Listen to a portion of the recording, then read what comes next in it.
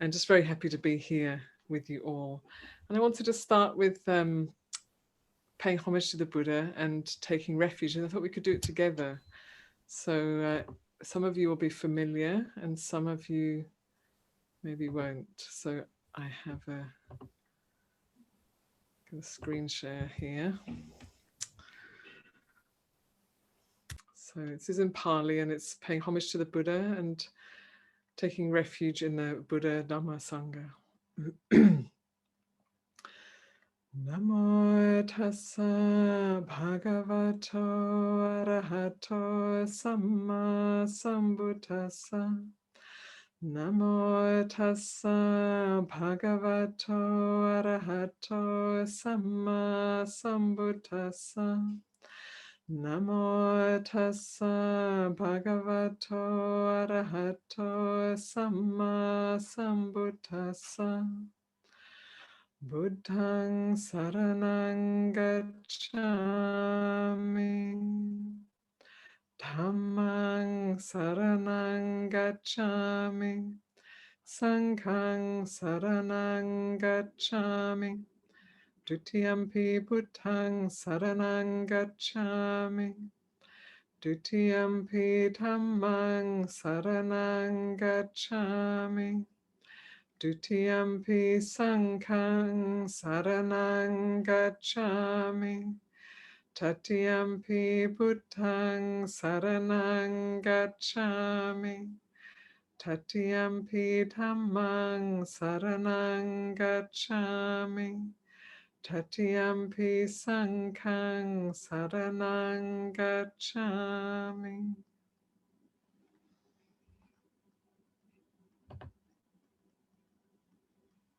Homage to the Buddha. So this is the beginning of the Tilorien Vesak celebration, and lovely to have a few days actually to recollect the Buddha and to hear different perspectives on different people's relationship to the Buddha or different stories about the Buddha. And I wanted just to sort of go through a little bit the story of the Buddha's life, and starting from the perspective of the very important perspective that he was a human being like we are, that he wasn't a god, he wasn't he wasn't he also experienced physical pleasure and physical pain, mental pleasure, mental pain, as we do,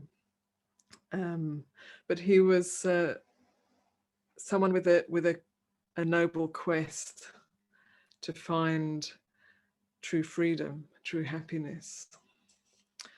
So I think this is a very, very important context, because if we think of the Buddha, if you put it too high, and the Buddha is to be a Buddha is a very high state, it's a pure and awakened state, and yet if we put it too far away, it becomes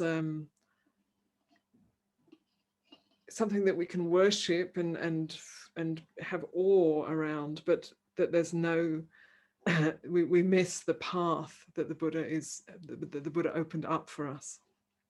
Excuse me, I'm a little bad throat today.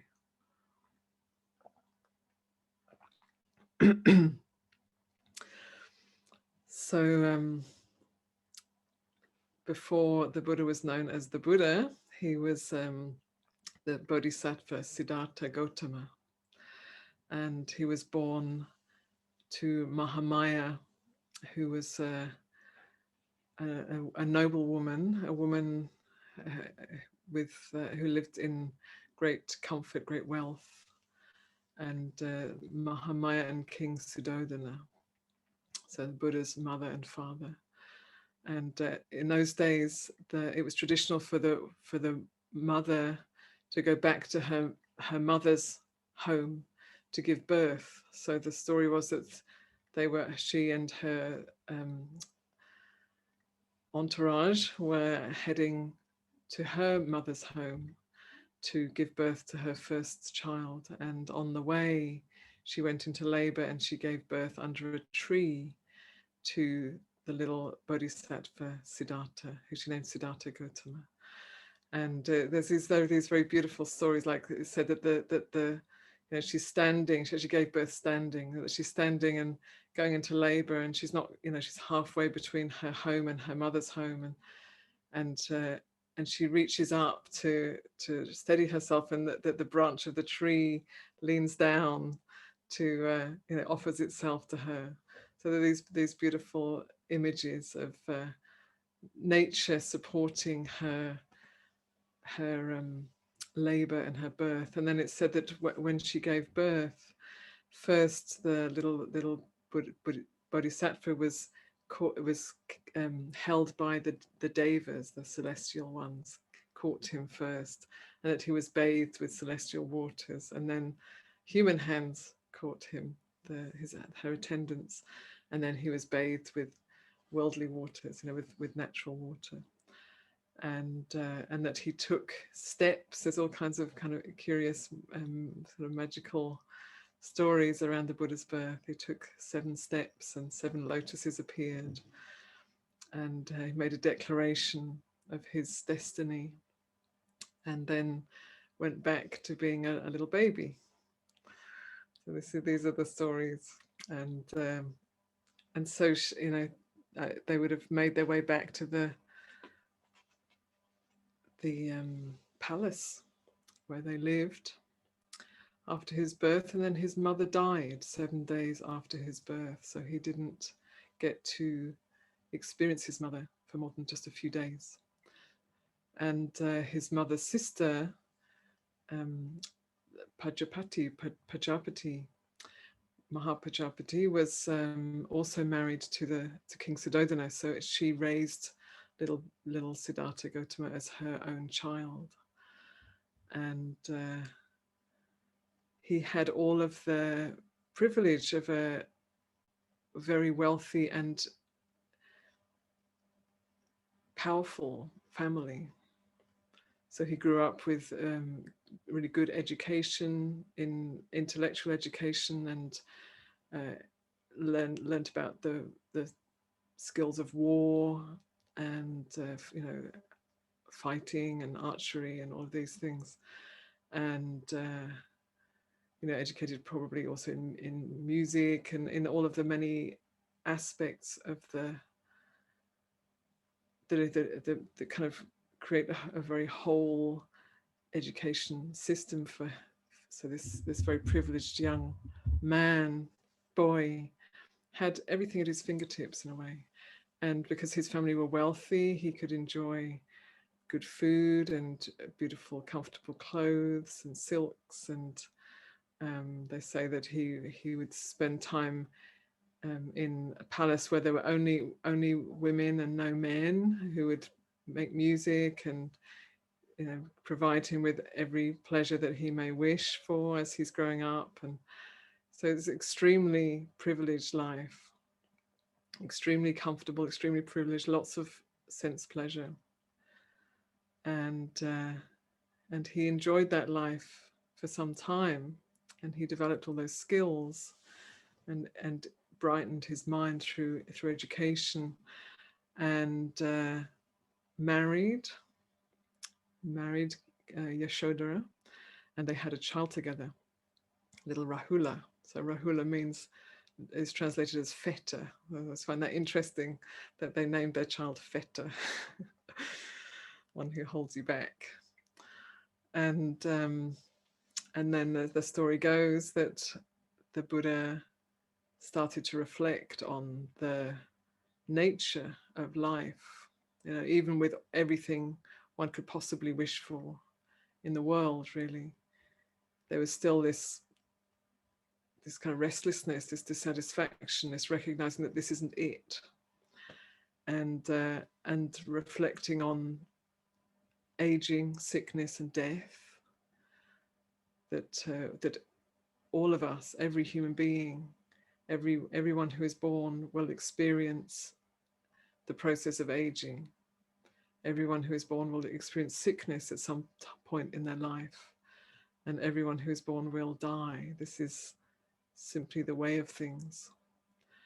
And reflecting on that, recognizing that, and taking that in deeply, he wanted to find freedom from that cycle of birth, aging, sickness, and death, and wanted to find a true happiness. So in a way, he had all of the things that people want, you know, status and money and pleasure and comfort, and, you know, all of the senses, the six senses, all, you know, everything he could wish for to enjoy sense pleasures, and was married, had a child, and it was all there. Everything we could want was there, and yet that's still within the realms of birth, aging, and death. And so it's not a secure, there's no security, there's no secure happiness. There's no real resting place in that. So he set off from the palace in search of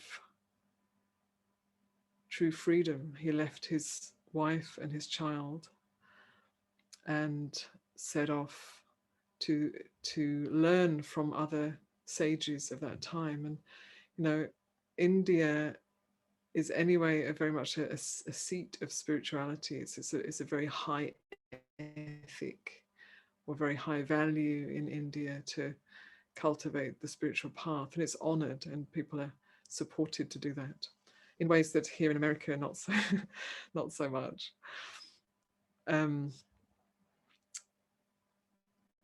So he set off to practice with a teacher, Ayya Anandabodhi, who was a very adept, highly adept in the absorption practices, of the sort of subtle meditative absorptions. So he practiced with this teacher who had quite a large following until he was actually more accomplished than the teacher himself.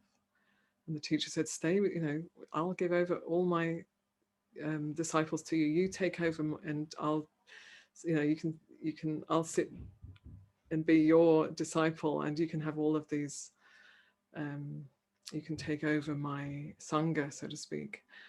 And then the Buddha reflected on that, and it's like, well, I haven't yet found the happiness, the freedom that I'm looking for. So, you know, he's being offered more and more of the things that people seek in the world, you know, so that there's like a respect from many people and a certain sense of security as a spiritual practitioner, and you know, a retinue, like a Sangha, people who are his disciples, but he felt, no, that's not what I'm here for. So he left Ayya Anandabodhi and he went and sought out the guidance of Udakaramaputra, another great practitioner of that time, who was even further advanced in these meditative absorptions. And he practiced with him until he was equal to him so there's like as high as you can go in these practices. And so this teacher says, well, stay with me, we'll sit side by side and we'll share the glory and the teaching of this practice. And then he was like, the Buddha, the Bodhisattva, well, you know, I still haven't found the happiness that I'm looking for. So he left also this great teacher and this opportunity, which in a way is still a worldly opportunity, and turned to a life of asceticism. And he and a small group of ascetics, 5 other ascetics in the forest, practiced very, very intensely their ascetic practices, practicing mind control, trying to force the mind to be free from unwholesome states, and practicing breath control,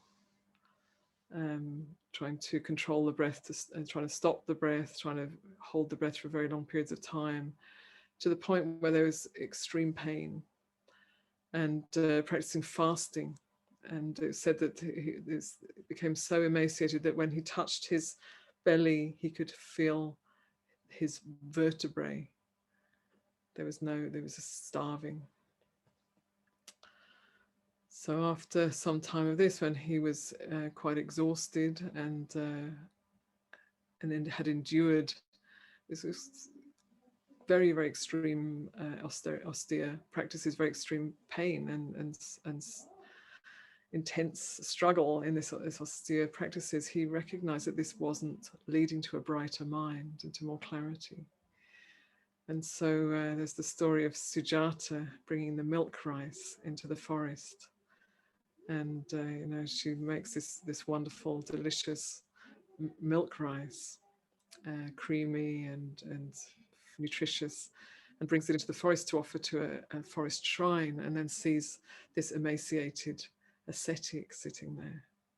And so is in awe, goes up to this ascetic and offers the milk rice, and the Bodhisattva, the Buddha to be, accepts this food and eats it. And then as he's nourished by the food, he starts to feel more clarity of mind, and he starts to feel more well-being in the body, and he recognizes that this is supportive to the practice. And of course his fellow ascetics are very uninspired, and they shun him. So as he starts to gain a sense of well-being, his mind goes back to a time when he was a boy, where he remembers sitting under a rose apple tree, watching his father doing some maybe ceremonial work in the field. And as he's sitting under this tree, his mind relaxes. And as his mind relaxes, he falls into the first jhana, the first state of absorption. And his mind is just resting there in this state of absorption, subtly. And so he remembers that time when that he sort of naturally fell into that state. And then he reflects, well, maybe this is the way. Maybe this is the way. He's tried all these other ways. And so he makes so he leaves the forest where he was living and goes to be alone to practice, and makes the determination that he will not leave, he will not move from his practice until he realizes full awakening. And he guides his mind into these states of meditation while sitting under a tree, and practices very diligently and experiences the bliss of meditation for, I think, 7 days and 7 nights. And then at the end of that period of time, his mind opens to what's known as the 3 knowledges. So the first knowledge that he experienced after this period of meditation was the recollection of his own many past lives. So first just 1 life, the last life, and then 2 lives, 3 lives, 10 lives, 50 lives, 100 lives, 500 lives, 1,000 lives, eons of arising and passing away. So this is the first insight, the first knowledge that arose for the Buddha to be. And if you just, this is always interesting to speak about in the West, with the Western people, because not everybody believes in rebirth. But if you can imagine touching into that, just go back through this life, the struggles of this life, whether we've had an easy life or a difficult life, there's still basic challenges, physical pain, having to learn, simple things like potty training and how to walk, and falling over, and socializing, having to be with people who don't like us, or there's all of the things one has to go through in a life, having enough to eat or not having enough to eat, and being poor, being wealthy, whatever we may have experienced. I imagine that each of you here can look back over your life and see that there's been some challenges. You may even be in them right now. and then that's this life, and then the Buddha was going back, this life and life before and life before and life before, and going back and recognizing like, whoa, it just goes on. It just goes on and on and on and on and on. And some of those births would have been fortunate and some of them would have been unfortunate. So some of them would have been, well, he goes through the you know, where he was born, what his name, what name that previous birth, what name they had in that previous birth, what their family name was, what food they ate, you know, what kind of suffering and what kind of pleasure they experienced. So it's like going through this long, endless cycle of some pleasure, some pain, some good, some bad, some success, some failure, some, you know, going through the many different realms also, not just in the human realm. So going through that long, long memory of all of those past lives brings a deep sense of wanting to let it all go. Dispassion. And then so that was in the first watch of the night, and in the second watch of the night, he recognizes the divine eye opens in him, and he sees the arising and passing away of beings, how we're born, you know, so we're here, we are in the human realm, and he'd see how people are then born in the human realm, and then born in the Deva realms, and then maybe in the Brahma realms, the high realms, and then fall into the animal realms or the hungry ghost realms, the kind of addiction realms, and the hell realms, and the Azura realms, which I always think is like the sort of celebrity realm. And so how the mind, and so you can think of that as rebirths, which I think is what the Buddha was actually saying, and with physical rebirth, actual rebirths. Or if that's too much of a stretch, you can also think of it in terms of just where the mind goes. The mind can go into all of those realms in a life, and on it goes, round and around.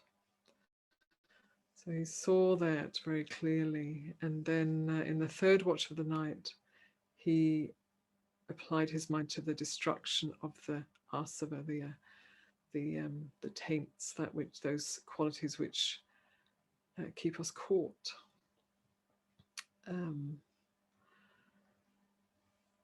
And he realized the full destruction of the asava, of the taints, and he became fully enlightened being. And then enjoyed that enlightened state for some time, deepening it and resting into it, and then after some days recognizing there's the story of him having the thought, you know, well, this is so subtle, what I've realized is so subtle, nobody's going to get it, so maybe I should just not teach that. Maybe I shouldn't try and teach the world, because it would be burdensome to me to try and teach people who don't understand this teaching. And then the story goes, although we don't know if this is true or not, this little story, but then the story goes that the Brahma God hears that, or picks up on that thought, and appears in front of the Buddha and says, please, out of compassion for those with little dust in their eyes, teach the Dhamma for the welfare of the many folk. And so the Buddha, you know, decides, yes, he will go and teach. And then his first attempt at teaching was not very successful. So his first attempt was just meeting somebody on the road and declaring his awakened state. And this person's going like, oh, well, good for you, mate, you know. And then this guy goes off in another direction and thinks he's just that the Buddha is a little deluded. And so the Buddha recognizes, well, that doesn't work. And he reflects on who would he like to teach. And he remembers those two meditation masters that he practiced with. And then he realizes one died just a week ago, and then another died just the night before. So he doesn't have a chance to go and teach them. And so then he thinks, well, maybe the 5 ascetics that I was practicing with. So he goes back to the forest and he teaches those 5 ascetics. He teaches the middle way between the 2 extremes. And it teaches the noble eightfold, the 4 noble truths and the noble eightfold path. And one of those ascetics, Kondanya, understands. He gains stream entry. He sees the Dhamma with his own mind directly. And that's the beginning of the turning of the wheel of Dhamma, which is still turning today, 2,600 years later, which is kind of amazing. And we're all part of that. We're all part of that turning of that wheel in our practice. Every moment that we apply our mind to the practice, and that any little insights that we may gain is turning that wheel a little bit more and a little bit more. So from that moment, there was one, that was the first moment where the teaching gets passed on. And then the Buddha a little later teaches those 5 ascetics the teaching on not self. So the Anatta Lakkhana Sutta. So the first teaching was the Dhammacakkappavattana Sutta, and the second teaching was the Anatta Lakkhana Sutta, which is where the Buddha gives a discourse on how the body, feelings, so the 5 aggregates, rupa, body, feeling, perception, mental formations, and the 6 senses, consciousness through the 6 senses is not who and what we are. It's impermanent, it's subject to change, and therefore doesn't lead to full satisfaction, and therefore it couldn't really be called me and mine. And when he gives this teaching, all 5 of those ascetics become fully enlightened arahants. And then later, so then there are 6 fully enlightened beings in the world, and then later he teaches this large group of ascetics, fire worshippers, the teaching of the fire sermon. And all of these, like many ascetics, become fully enlightened through his teaching. So there are more and more arahants kind of arising in the world as he starts to teach. And then, continuing the teaching, more and more people are waking up. So it seems like at that time there was a really great ripeness for the teaching. And I would imagine that actually just being in the presence of a fully enlightened Buddha would just wake a whole lot up and shake a whole lot up in anyone. And there are many spiritual practitioners in India at that time. So some people just needed a little push, a little hint, a little guidance, and they realized that final awakening. And so, more and more people are gaining awakening through these teachings, through the Buddha's teaching. And then at one point he says, go out into the world, not no two in any same direction, but go out and share the Dhamma for the benefit of the many folk. So he sends out these enlightened monks to teach the Dhamma in many directions. And and then there's the story of the Buddha returning to his hometown, having become fully enlightened, and being rejected by his father, who's not happy about the choices that his son has made, and being fed by one of the servants who recognizes him and wants to support him. And then once people realize who it is, they welcome him, and he teaches there in his hometown. And then many of his country people, his clan, also go forth and also realize awakening. First the men, because the women don't really, it's like culturally men would go and wander and women didn't so much. Although there were women who were wandering ascetics at that time, wandering practitioners at that time, but it was less accepted and seen as quite dangerous because of the whole cultural structure, which I'm not going to go into now. So first the men went forth, and many men went forth, and then the many women were left, at home without the man bringing home the bacon, and having to get on with their lives, of their ordinary lives, and kind of missing this opportunity to practice and to live this life that so many men were living. So the Buddha's adoptive mother, Mahapajapati, also requested the going forth from the Buddha. And it's said that he refused 3 times her request, and that she led a large group of women who wished to also go forth, who led them to over 200 miles to where the Buddha was. So he left, moved on, and she led this large group of women over 200 miles to request again. And finally the Buddha agreed to women being able to shave her head, wear the robe, and wander as the men had. And in some in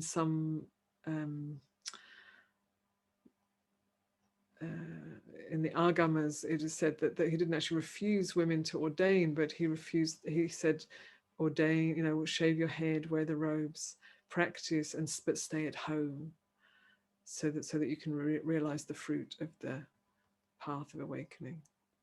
And so it looks like it was more of a concern for the well-being of the women, not a rejection of those women's aspiration. Anyway, so there are bhikkhus and bhikkhunis and also lay followers. And in that old time, in those social structures, it was a binary system, men and women, male bhikkhu, bhikkhuni, male lay followers and female lay followers. It was structured in that way. And but basically there were people of family life and people of monastic life who were practicing the Buddha's path and the Eightfold Path. Maybe not the Buddha's path, but the Noble Eightfold Path, let's call it. And sila, ethics, and were practicing and gaining insight. And the Dhamma was flourishing. So it's said that when the Buddha, when he realized the Noble Eightfold Path, he described it like as though he were walking through a jungle and he found an ancient path that had been long, long forgotten. And then he followed that path and cleared that path and found that the path led to an ancient city that had been neglected for a long, long time, that was all overgrown.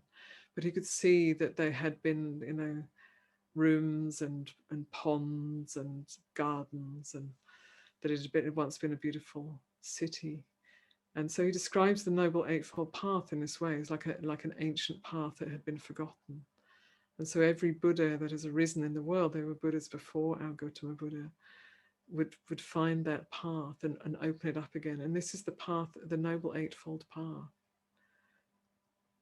the path of practice, the path of aligning one's mind with truth, with wisdom, with kindness, and the path of thinking, speaking, acting, gaining one's livelihood in a way that's beneficial, wholesome, and the path of samadhi, of practice, of meditation and insight. So this whole path, not just a bit of it, but the whole of it, is the path that leads to awakening, that the Buddha has rediscovered and has taught us about, that we can practice. And the beauty of this path is when you look at it, it's not that. I'm not saying it's super easy either, but it's not that hard. It's not that hard when you think about where it's going to take you. It's so worthwhile. It's more worthwhile than anything else in the world. So this is the path that the Buddha opened up for us. And then he spent his life, he spent 40 years until he was 80, until he was an old man. He spent his whole life walking barefoot around the dusty roads of India to teach the Dhamma for the benefit of beings. And he established sometimes people pick just the sort of more ultimate aspect of the Buddha's teaching, just focusing on emptiness.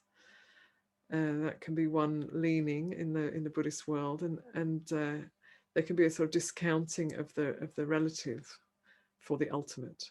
But the Buddha was very attentive to the relative world. He gave guidance about how a boss should relate to their employees, and how husbands and wives should relate. I mean, they're old-fashioned now; they're 2,600 years ago. But he gave these frameworks of respect and generosity and ethics, that to bring into our lives. And he also taught this beautiful, liberating teaching of the potential of a human life. That we can through the and also that a human life is like the most precious. It so doesn't feel like it. It took me a really long time to appreciate this, but that the human life is the most precious life for awakening, because you can experience physical pleasure and well-being, and we can experience mental pleasure and well-being through meditation practice and through acts of generosity and compassion and loving kindness. And we can experience in a way all of the realms actually through in our human birth. And we can also experience the hungry ghost realm, the endless craving. We can fall into the hells sometimes. We can experience great pride and where the ego gets really inflated, and like the Asura realms. We can sort of go through the whole, and the animal realm is sort of like focusing on survival and on food, sex, and sleep, essentially. So we can the mind can get sort of caught in any of those realms as a human being, and then as a human being we have the ability to reflect. We're not just subject to our urges, and we can reflect on following desire leads, following an unwholesome, following sense desire just leads to endless desire. That's how it goes. And acting on with thoughts of ill will and harm lead to more and more suffering for ourselves and for others. So this is just how it goes. It's not, nobody's doing that to us. That's just the law of nature. And so human beings can reflect on that. We have the ability to reflect, and with that reflection, we can start to guide our lives away from what will cause more suffering to ourselves and others, and towards what will bring more freedom for ourselves and happiness and well-being for others. So this human birth is very precious. And so the Buddha spent all of these, 40 years teaching and giving guidance and laying down precepts and ethical guidance, and dealing with unruly monastics and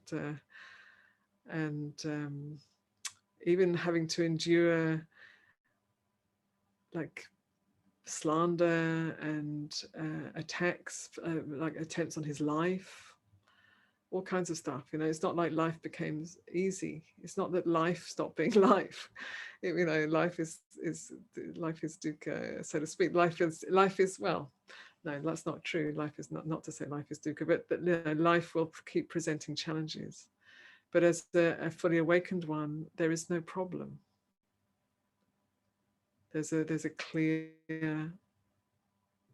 compassionate response, because an awakened one isn't believing in the stories, isn't afraid, isn't wanting.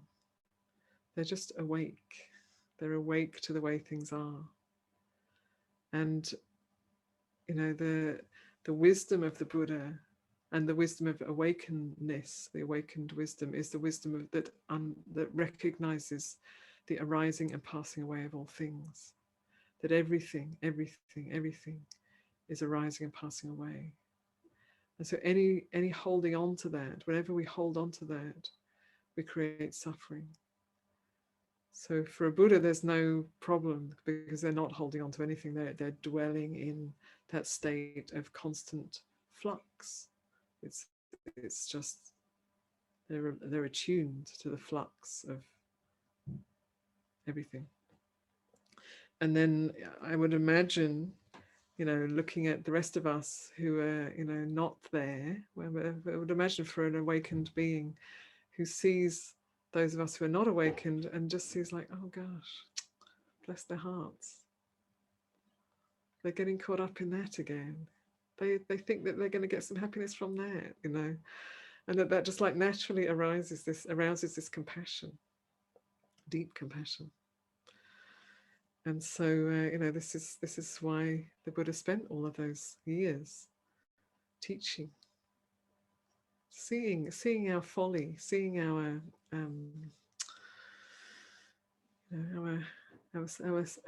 smallness, our limited perception, our limited mind, and seeing our potential also, the potential for the heart to be fully open, fully loving, fully generous, fully kind, fully wise, where there's no fear, no controlling, no attacking, no pushing away, no wanting,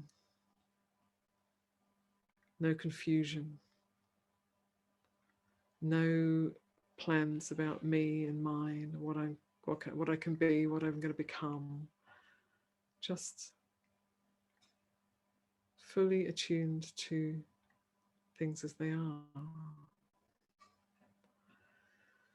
So it's our immense good fortune that the Buddha realized that truth and taught so many people, so that the teaching is passed down to us today and that we can practice that teaching. And, I really want to emphasize the compassion of the Buddha, the wisdom and compassion of the Buddha, that at the core of any true teaching is compassion and wisdom. And if that teaching is not based in compassion and wisdom, then it's maybe partly Buddhism. It's maybe a bit of the Buddha's teaching, but it's not the whole of it. There's something missing. And so, as we all inevitably do, eventually the Buddha came to the end of his life. And it's said that even right up until the end of his life, towards the end of his life, Mara, it's known as Mara, the evil one. So the voice that is always trying to pull you off track. There's always saying, who do you think you are? What do you think? You can't do that. And oh, you're just such a hopeless case. And all of those, or you're the best person in the world. You're so much better than everybody else. So that's like, those are the voices of Mara.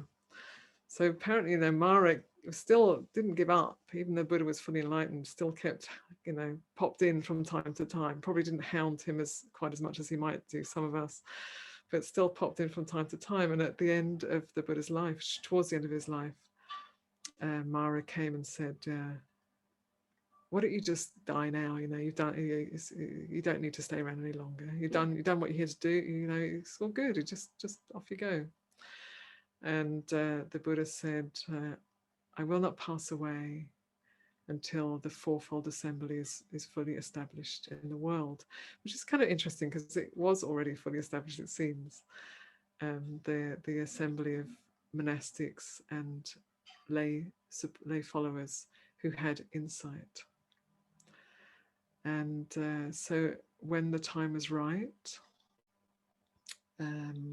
under quite odd circumstances actually, that the Buddha passed away. So the cause of his death was said to be a meal that was offered by a devoted supporter called Chanda. There's a few Chandas.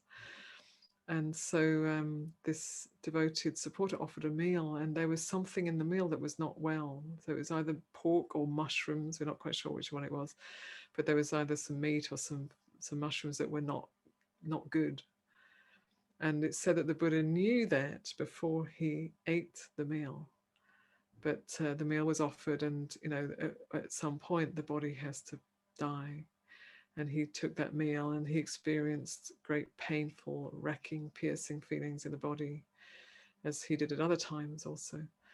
And these feelings were so strong. Let's say the poison in the food was so strong that he died of that, from that meal. And before he died, he made a point of saying, Chanda, who offered this meal, should remember that he did good. He did good to offer a meal to the Buddha, to the Sangha. And that he shouldn't have any remorse for that meal being the cause of the Buddha's death. Of course, it's kind of, he probably did have. I mean, I would certainly have, but that there's just that beautiful care actually that the Buddha took of pointing to the intention of this man was completely wholesome, and wanting him to remember that, because that, when we remember our wholesome qualities, it supports us on the path. And if we're obsessed with all the things we do wrong and all the things that we're not good enough about ourselves, and then it's sort of like it holds us back. All the mistakes we've made, and oh my goodness, people make mistakes. It's part of life. So if of course we have to learn from our mistakes, but if we're obsessed with those mistakes and can't let them go, that could have been a huge obstacle for that man. So the Buddha took care to say, remember the good that you've done. And then he finally passed away, as we all will. And it's said that, at his passing, the earth shook and quaked and trembled. And his disciples surrounding him, those who were not fully enlightened, were weeping and were lamenting at the loss of this great being, the light going out in the world. The devas and humans all weeping and lamenting, and the arahants just understood all that arises passes away.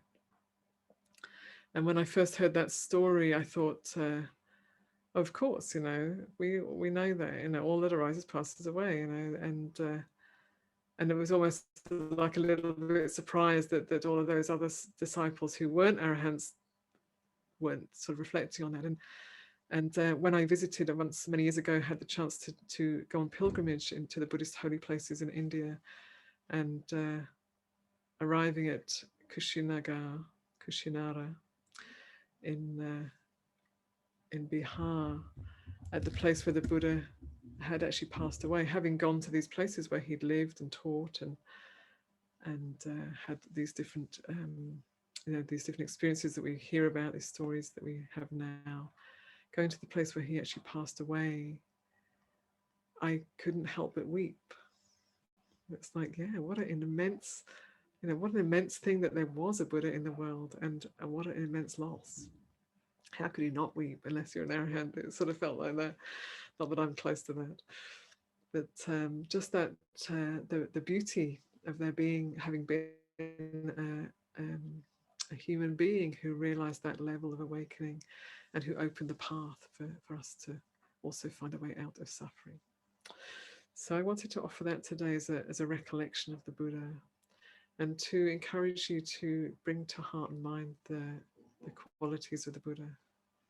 I haven't left very much time. I've been talking a lot, so I haven't left very much time for any discussion, but we've got 5 minutes or so.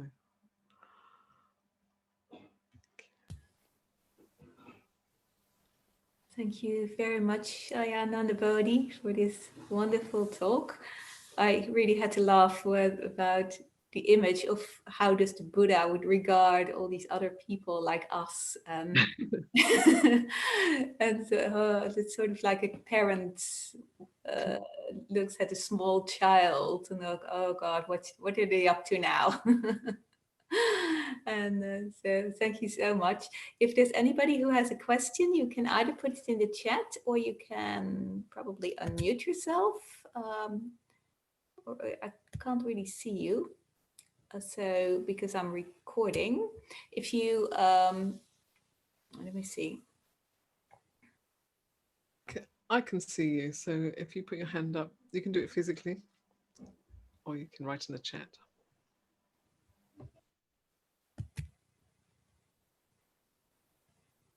If there's anything you want to share, it doesn't have to be a question. Helen. Thank you ever so much, Anandabodhi, for a beautiful talk. It's always great to hear the story again and again, and I think you really did it so beautifully, so thank you. I always wondered about the head style that we see on all these statues of the Buddha.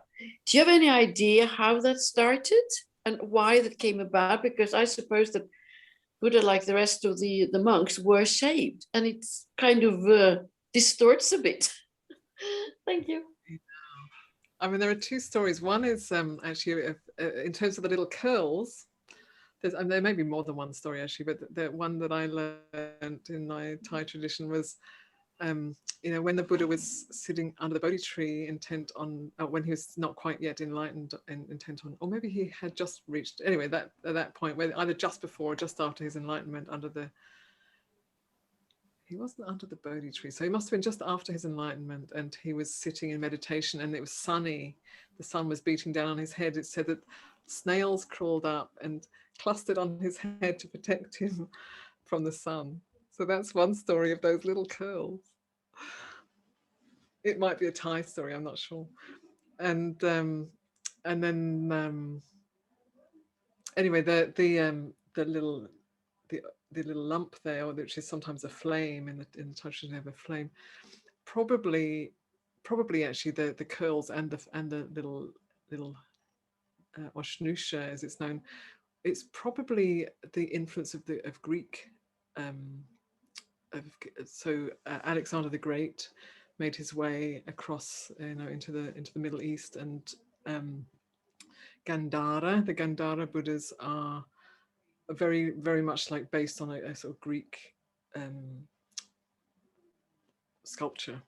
So before that, there weren't actually images of the Buddha. So if you go to places in India, like if you go to, I went to the Amaravati Stupa in central India, was once a very amazing stupa. Most of it is now in the British Museum, actually, unfortunately. But anyway, you can see it there, or you can see it in India, what's left. The images of the Buddha were footprints, an empty seat. I love that image so much. An empty seat, like a throne. There was nobody there, and a parasol, which is a symbol of high rank, and a Bodhi tree. So those four symbols were the image of the Buddha for a long time before Alexander the Great came on the scene, and then the actual physical representations, as I have behind me, started to be made. And then each country has a different form, a little bit. Yeah.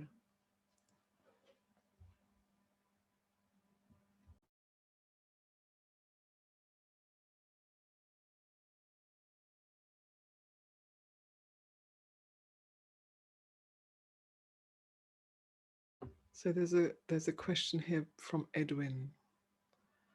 Thank you for your talk. I was thinking, how could the Buddha decide to teach others when enlightenedness includes not wanting? How could he set his mind for doing something without wanting? And more broadly, kind of an underlying question in it is compassion not a form of wanting? It's interesting.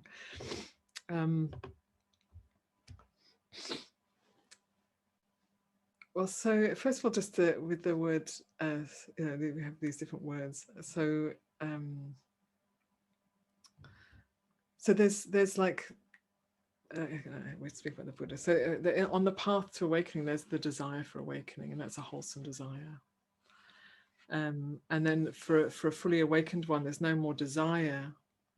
He's not desiring. So like if you think of the story further back, when he was practicing with those two meditation masters, you know, they were offering him the chance to have, you know, to teach and to have a big Sangha and to be respected and have lots of support. And he, you know, as an unenlightened being, he could have thought, oh yeah, I want that, and could have stayed there, but that wasn't what he was looking for.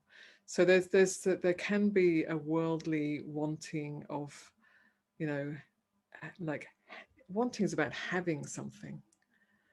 It's about having, you know, having disciples or having a good status or being well known or something like that. That's about having. And then the Buddha wasn't looking to have anything, because he understood that everything's empty, everything's in a state of flux. There was nobody to want anything, and there was no thing to want, essentially.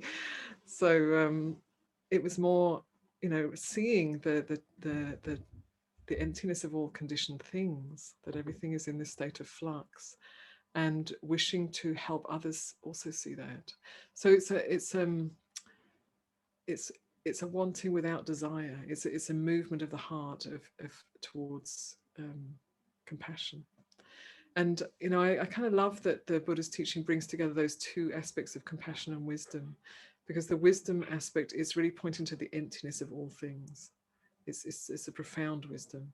And the compassion aspect is pointing to the, you know, the compassion is responding to our sentience, our, you know, until we've realized that fully, here we are in this situation. And so the compassion is responding to that. So it's not there's no wanting in it, because wanting is always about getting something, and that's very much about, you know, we could say about giving, or about wanting to, this is language, or about the intention to help, you know, to benefit beings. So, you know, when we want things, or when we want happiness, or, you know, like to something that we can pin down, we get into trouble. There's dukkha. But the happiness arises through not wanting, through giving, through compassion, through generosity, through kindness, through letting go. That's where the happiness arises. So it's so the wanting that's trying to accumulate is what keeps us stuck. I hope that makes sense.